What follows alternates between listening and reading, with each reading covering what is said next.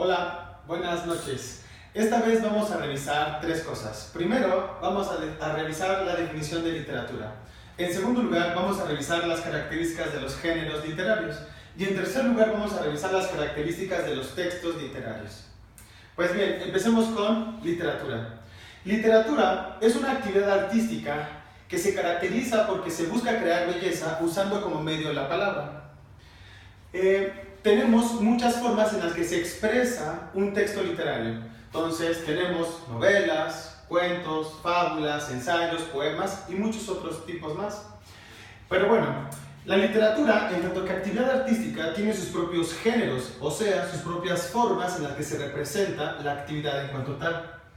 Una de ellas es el género lírico. El género lírico surge en la antigüedad, cuando los juglares contaban sus historias personales y acompañaban el recitaje de su historia acompañado del sonido de la lira. El instrumento que se parece a una arpa, solo que pequeña, que tiene una cuerda y otras cuerdas que están tensadas a ella y que producen sonidos muy armónicos. La característica general de la lírica es que el contenido es subjetivo. Eso significa que el autor lo que quiere hacer es comunicar o hacer partícipe al lector de su experiencia del mundo. O sea, quiere comunicarnos cuál es su forma de ver y de percibir el mundo. No espera que estemos de acuerdo con él, simplemente él está evocando sus emociones, sentimientos, ideas, etc. El género épico, a diferencia del género lírico, tiene un contenido objetivo. El género épico, la palabra épico viene del griego epos, que significa narrar o contar algo. Cuando nosotros narramos o contamos algo, lo que hacemos es contar un hecho verídico. De hecho, cuando nosotros decimos que algo es épico, lo que decimos es básicamente que es algo digno de recordarse.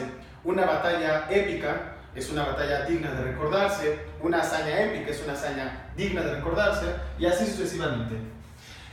La característica fundamental del género épico es que el autor lo que hace es contar algo que no le pasó a él, sino que le pasó a otros. Hay muchos elementos característicos de la épica. Por ejemplo, generalmente tenemos héroes, guerras, conflictos bélicos, tenemos hazañas gloriosas que realizan, por ejemplo, guerreros o reyes, etc. Tenemos, por ejemplo, muchos textos que hablan de contenido épico, como el ingenioso hidalgo Don Quijote de la Mancha de Miguel de Cervantes Saavedra, el Cantar del Mío Cid de un autor anónimo, el Cantar de Roldán en francés, el Cantar de los Nibelungos, la Ilíada y la Odisea que escribió Homero, etc. Bien, el otro género literario es el género dramático. El género dramático es aquel que se escribe para ser representado en escena. Quienes llevan la representación evidentemente son actores. Las características del drama son las siguientes. Primero que nada, se escribe en forma de diálogo. En segundo lugar, hay diferentes tipos de personajes. Personajes que pueden ser principales, secundarios o ambientales. Los textos dramáticos se separan en actos y los actos se dividen a su vez en escenas. A veces tenemos, la mayoría de los textos dramáticos tienen acotaciones, que es básicamente información que se escribe entre paréntesis y dice, el autor dice qué debe realizar el intérprete del personaje al momento de hacer la representación escénica. Puede decir cosas como mientras habla, mientras grita, llorando, etc. Pues bien, estos son los géneros literarios. Ahora, los textos literarios más usuales son la novela, el cuento, la fábula, el ensayo y el poema.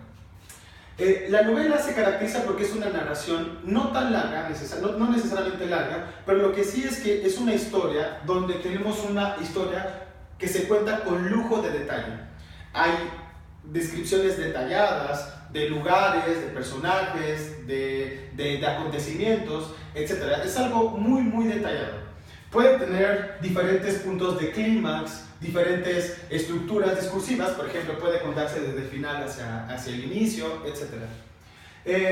El cuento, a diferencia de la novela, es una narración muy breve. Esta sí es breve y se caracteriza, entre otras cosas, porque tiene una estructura discursiva cerrada. Siempre tiene un inicio, un desarrollo, un clímax y un desenlace.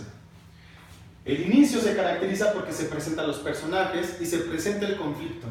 El desarrollo es la etapa donde el conflicto se desarrolla. El clímax es la parte más álgida del problema y el desenlace básicamente se caracteriza porque se resuelve el problema. Otro texto literario muy famoso son las fábulas, donde sabemos que los personajes son animales y terminan con una moraleja. Una moraleja no es otra cosa que una enseñanza moral. Los ensayos son textos de divagación literaria, donde el autor propone una tesis y ofrece argumentos a favor de su tesis. Quiere que pensemos como él. Y el poema, que es un texto que ya vimos la clase pasada, y simplemente quiero acotar con esto, que puede ser tanto de contenido lírico como de contenido épico. La mayoría de los poemas que nosotros leemos son de contenido lírico, o sea, los autores tratan de hablarnos sobre su experiencia del mundo, mientras que muy pocos poemas son de contenido épico. Les llamamos epopeyas, como la Ilíada, la Odisea, el Cantar de Homero y otros. Una última cosa. El género dramático tiene sus propios géneros. Les llamamos géneros dramáticos o subgéneros literarios. Ellos son la tragedia, la comedia y la tragicomedia. La tragedia se caracteriza porque el tema o el tono de toda la obra es lúgubre. Hay un final funesto, siempre hay una destrucción física, moral de los personajes.